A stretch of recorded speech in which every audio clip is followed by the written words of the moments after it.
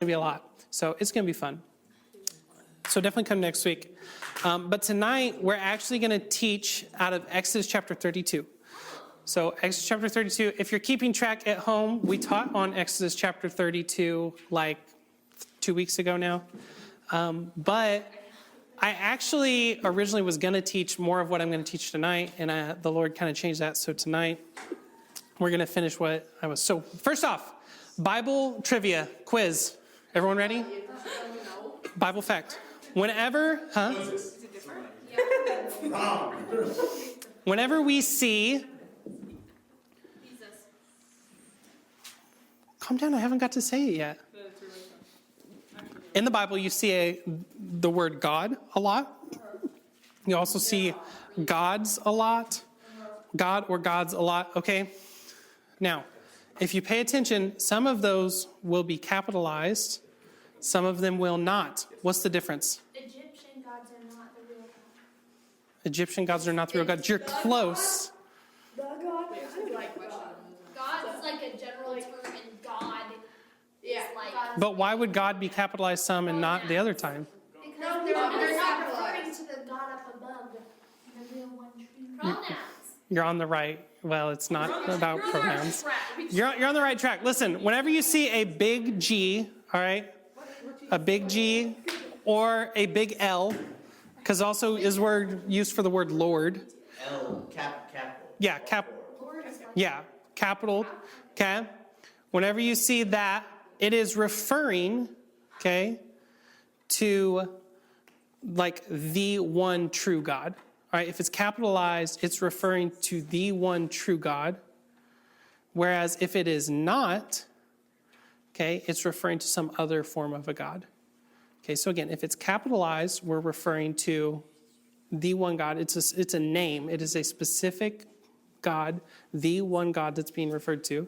Whereas if it is not capitalized, it's usually referring to some other form of a God. Make sense? What if at the beginning of the sentence?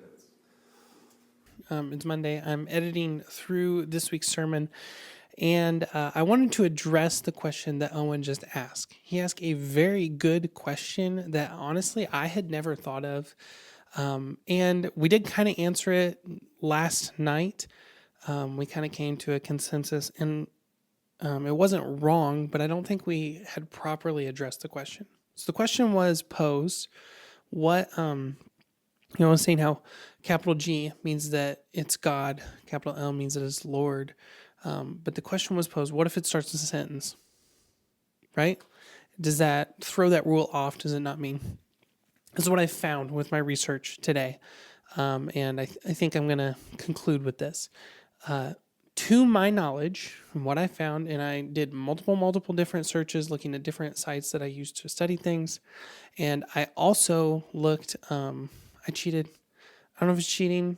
Say what you want. I used chat to ask it, does the word gods, lowercase, start any sentences in the Bible?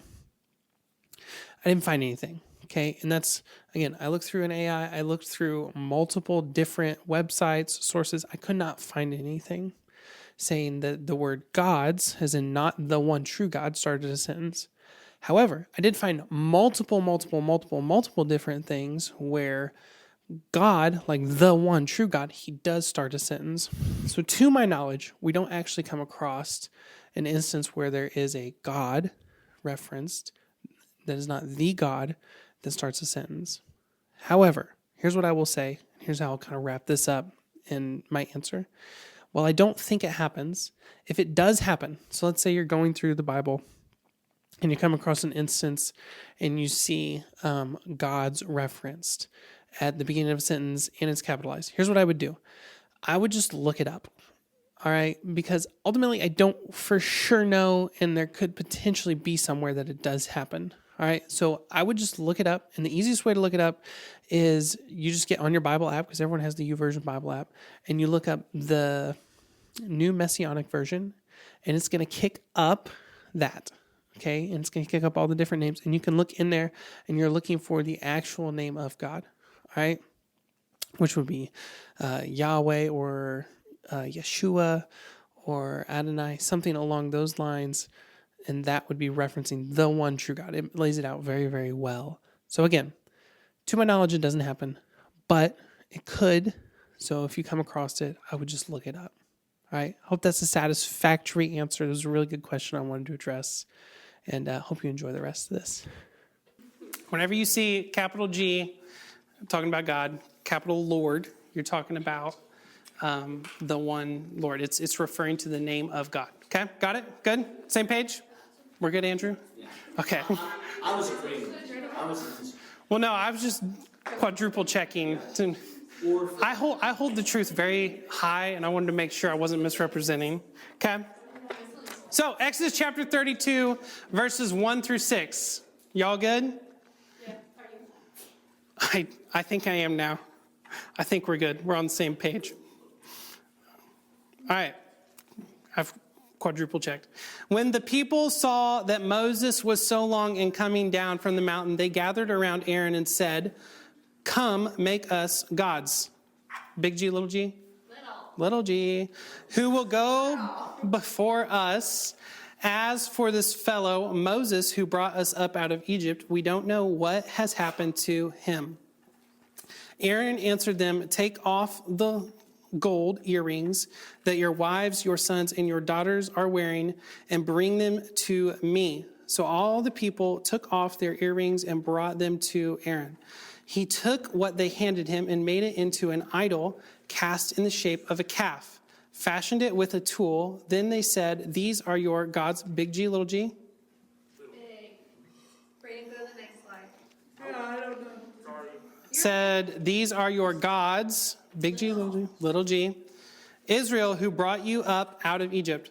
When Aaron saw this, he built an altar in front of the calf and announced, "Tomorrow there will be a festival to the Lord." Big G, big L, little L? Big L. Big L. So the next day the people rose early and sacrificed burnt offerings and presented fellowship offerings. Afterwards they sat down to eat and drink and got up to indulge in revelry. Now, I double checked it real quick with the New Messianic Version just to make sure I was in the right, because it does not capitalize the whole word. Yeah. However, it is referring to like the one true God with Lord here. Okay? It's talking about the one. Okay? So, here we go. Ready? Uh-huh. Well, also, if it says Yeah. gods with an S, it's obviously not going to be big. All right, now, listen. I'm just glad I'm not going to get struck by lightning today, guys. That's all I'm worried about. Okay. So, if you're like me, you've probably heard the story before. Anyone ever heard the story before? The golden calf? If you were here a couple weeks ago, then yes, you were here, right? Now, if you're like me, you've probably heard the story a lot, and you just kind of gotten to a point where you glance over it a little bit. But I like to ask questions whenever I teach. So my first question of tonight is, why the cow? Why the cow? Wasn't it a symbol of some other religion or something? I think. I feel like they just sacrificed a lot of cows. Let's think about this, okay? The Israelites had just come out of Egypt where they were slaves. They would have had highly skilled craftsmen with them. They could have made this into the shape of anything. Why a cow? Cows are big and fat. They give you food and milk. Why a cow? It's an interesting question, right? All right, ready? Ready? Everyone say this with me. Apis. Apis? Apis. Like Sounds really bad, but I promise you it's not, okay? Huh? Okay.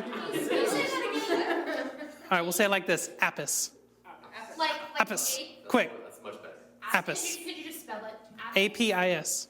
Oh, Apis. I thought there was a T at the end. Me too. I thought there was a T at the end. Apis. Yeah, I was Apis. thinking, Apis. Okay. Apis, fun fact, was an Egyptian god in the shape of a cow. a cow. Okay. That's right. What he did. Good job, right there. All right. Now, for some context, Apis was the Egyptian god of, let's see, fertility, death in the underworld. All right. In the land of Egypt, so again, this is where the Israelite people had been for 400 years. They would have been around this. They would have watched this cow get worshipped for 400 years. And in the land of Egypt, there were literally like entire cults devoted solely to the worship of this cow. Of the golden one? Well, not of the golden one because it wasn't there, but of a cow. All right? And it is largely believed, okay, multiple different commentaries agreed on this. Not that it's exactly what happened, but I think it's a very strong possibility that they formed this calf in the image of that Egyptian god. Okay? So again, the question, why the cow? All right, because whenever the Israelites got out of the land of Egypt and they went into somewhere new and they got into a hard situation where it did not appear that the one true God was there, they immediately turned back to the gods that they used to know. Okay? Things had gotten hard, and rather than bearing down and really increasing their faith with the one true God, they started to turn back to the false gods that they used to know in the land. All right, brings me up to my first point. You have to get rid of the old gods. Okay? We have to get rid of the old gods. I go through these phases. Anyone who has been around me very long, my wife especially really likes to convict me of this. I would say condemn, but she would never condemn me. But she likes to convict me of this. I go through obsessive compulsive phases, as she says. All right? Just like anyone else do this, like let's say there's something new going on. You have a spurt of something, and all at once you just, like my brain gets flooded with more information on that specific topic than anyone ever need have. Okay? And one of these reoccurring obsessive compulsive phases that I find myself in is exercise. All right? Unfortunately, it never sticks around super, super long, but I get really obsessively, compulsively onto this topic. So a couple weeks ago, before all this freakishly terrible weather, I was doing pretty good, but my obsessive compulsive nature had found itself on running. I know. You're like, wow. Listen, guys, Emily's so motivating. Okay? So I get myself out one day, and I'm like, you know what? I'm going to start running. I ran 3 days the first week, okay? And I did it right before Thanksgiving. That was not good timing, but I ran 3 days, okay? I opened up my Nike Run Club app. I started a plan, and I just demolished it. Not only did I run, but I also exercised additionally, other things. It was awesome, okay? Now, I don't know about you, but whenever I exercise, it is a very foundational habit for me, and I want to eat better. Anyone have anything like that? Like you do one good habit and you want to do other good habits as well? Yeah. Okay. So this week I am exercising. I'm being really healthy. I'm eating rice bowls and protein. That's all I'm doing. It's awesome. I'm killing it. The only problem is that Ashlyn is pregnant right now. And Ashlyn, blame where blame's due. Ashlyn really likes to bake food. And she's very good at it. Okay? So I would come home from running, and Ashlyn would be like, Cole, here are these fresh homemade muffins that I just made for you. And I would be like, babe, I'm not going to eat those muffins. I'm doing better today. And I'd turn her down. Then we put Levi to bed about 8 o'clock. And about 9:30 would roll around at night. And I started to get the munchies, and those muffins started to look really, really good. Eat them, Cole. And I'm not proud of the fact that I ate many a muffin between the hours of 10 and 11. Okay? But listen, here's the moral of that story. All right? If I really wanted to be healthy, then what I should have done is I should have let Ashlyn eat whatever muffins she was going to eat and then take the rest out of the house somewhere, go give them to somebody. All right? But I didn't. I left them in the house, and as a result, whenever I got a little bit hungry, whenever I got a little uncomfortable, I started eating on the muffins. All right? It's the same thing with what the Israelites did. Okay? They went out, they followed God. He led them out of Egypt, out of captivity, across the Red Sea. They went into the wilderness, but things got a little bit hard, and they hadn't actually gotten rid of the old gods in their own heart. They had kept them around. So rather than following God, they turned back to things that they had known before. Okay, and we have to make sure that we get rid of the old gods so that we don't find ourselves doing the exact same thing. Because if we keep it around as an option, we're going to turn to it.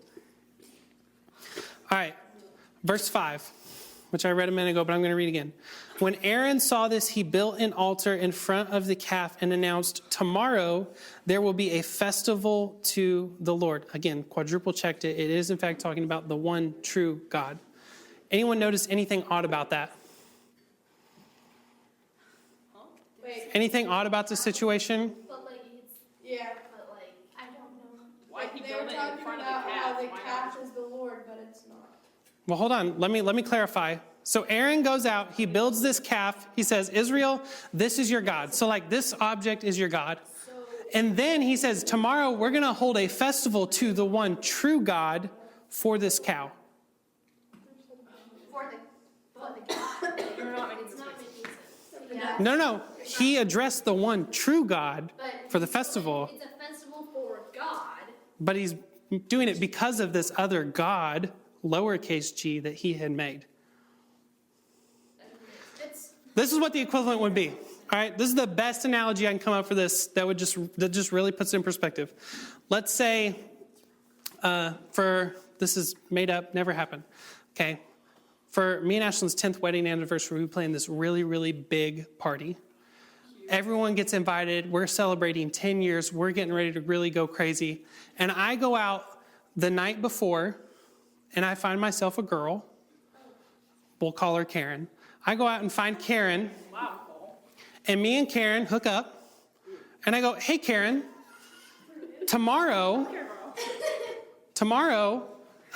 is my wife's anniversary party, me and my wife's anniversary party. Like, we should go to that. It'll be awesome. so Karen's the calf. And I bring her to that party. Hopefully they didn't Karen's say the cow. calf. So Karen's the calf. You know what's really crazy about look, this brings up a really crazy comparison. So often idolatry gets compared to someone actually cheating on their spouse. Right. Because that's actually what you're doing to the Lord. All right? And that's literally what they just did. They just planned the anniversary and said, tomorrow we're going to have the party. They're cheating with God. And they're bringing the person they're cheating with to God's party. I thought you were gonna be like, oh, like And even wedding more so, or, it'd like, be this like anniversary saying, party, so have Karen alcohol, is my but wife. like, Yeah. Ashlyn, so for the Lord. I was like, oh boy. It's a little bit messed up. All right, so listen. Here's where I'm going. The comparisons are really helpful. Like I sometimes say that as a joke that you're like scrolling on your phone and you always have. All right, now, listen, here's what's important. You can't worship both. Go ahead and put that up there, Braden. You can't worship both, okay? You can't. It's already up there. Oh, good. You can't worship both. Do better. So, Jesus put it this way in Matthew 6:24. He said, no one can serve two masters. Either you will hate the one and love the other, or you will be devoted to the one and despise the other. You cannot serve both God and money. Now, obviously, God is talking about money here, but the principle applies. Okay? You cannot serve both God, the one true God, and another God that you have. But listen, here's why I chose to teach on this for the second week of Idols. Because so often we don't actually turn away from God and start worshiping something else. So often we start worshiping God and then we bring something else in alongside it and we try to worship both. Okay? And this is what that's like. Can you go downstairs and get my thing for me? It's downstairs in the refrigerator. The other thing is up here. one thing, Right there. There you go. Thank you. one thing, 32.5 there is not always the case, Lord, and it should be. I'm just saying. That's why I quadruple checked, because I was like, oh my gosh, I'm about to teach heresy, but I didn't. Saying that wasn't. It was, you were dead. Huh? You were right. Yeah, I know. I was like, that's why I was like scared. I was like, oh my gosh, like I'm teaching the wrong thing tonight, but I'm not.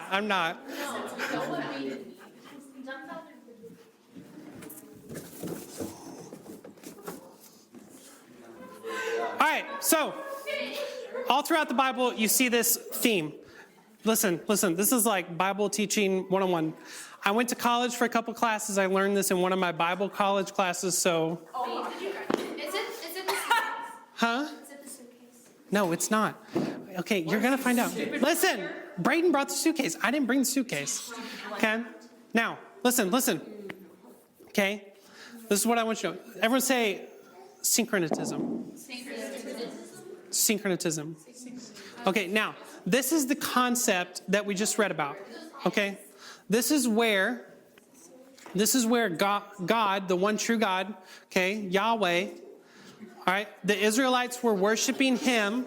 Listen. The Israelites would be worshiping him, and then all at once something would happen, and they would think, you know what? God, Yahweh, he is the God of war, actually. He's the God that brings me victory. But I'm going to worship this other God who's actually the God of the harvest. And they would try and bring in and pick in all these things. And you're like, Cole, that's disgusting. I would never do that. But listen, how often do we do that? See this? This is a beautifully prepared plate. Everyone go to Thanksgiving, right? Everyone had a Thanksgiving? Okay. Now, look, this is what we do. Whenever we go to Thanksgiving, we always fill up our plate with only the things that we like. Fair? Personally, I like carbs. Okay?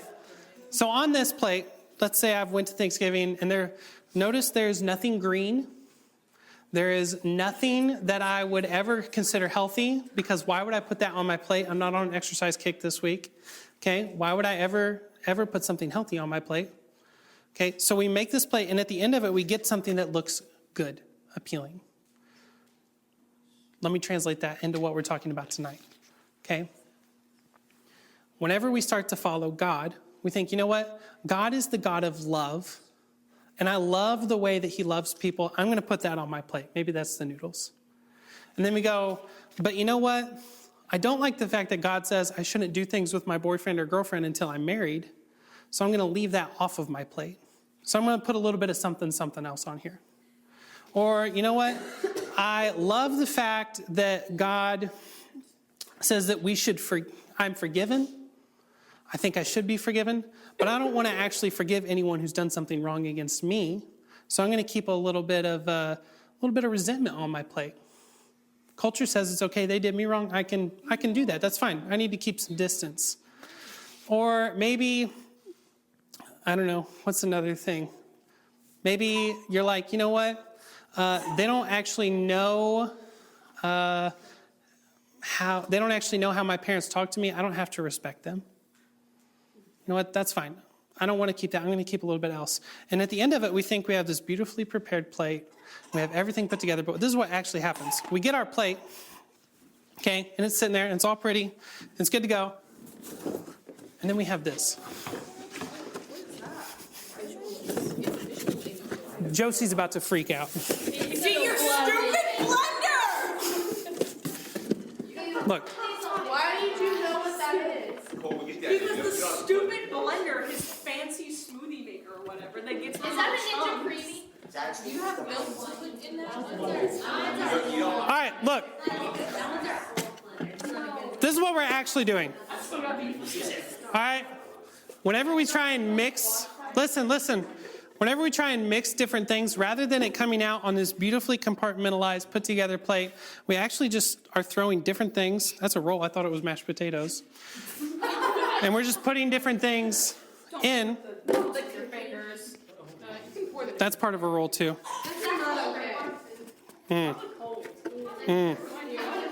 It's ice cold. Okay. Doesn't that look good? Yeah. I'm going to go put some fountain water in that.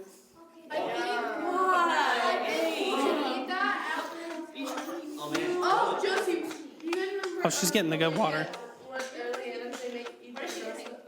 Water? Did she eat like snails or something? Drink mustard. It's just a blender. Just a ninja blender. Your stupid blender that you put the freaking banana peel ones in. You said it gets rid of the chunks. This is not my good blender. I know, but still, I don't like this. It'll be good. I literally referenced your blender. Cole, are you eating that? I'm gonna go with Hey, don't put a lid on it. I don't clean the church anymore, so I could. All right, listen. So we think that we can mend together the things of God and the things of the world, and it makes this beautifully put together plate. But actually what's happening is we're taking the truth and the beauty of Scripture, and we're diluting it and we're polluting it with things of the world to where it becomes something that is completely useless and it's completely inedible. All right? It doesn't create something beautifully put together separate. No, it creates something that is put together and is completely useless. All these food things are very good by their own. However, whenever you mix them together, da-da-da-da.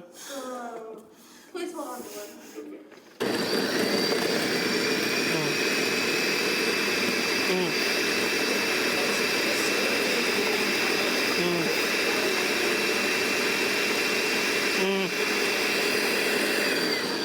No, I think there was Don't drink. Maybe another way of sharing. sharing. Please don't drink it. I mean, like stuff is good though. Who's hungry? Because it could be good, but I'm really used to try. Bring it around. Who wants some? Now twist. You want to smell it? He is gonna drink it. Smell it? That's not the worst smelling Just thing in because the I world. Do you want some? I hope whoever gave Do you want some? Want some? Want some? Want some? Want some? Want some? Want some? Okay. Look. Again, Hey, I'll drink that. this actually, I made one on Wednesday night too, and it was way worse, I promise. Okay. For what reason? That's what you should know. Okay. Again, whenever we mix the truth of what God has for us, we don't make something new and beautiful. We actually just pollute the truth of what God had. Okay. Go small groups.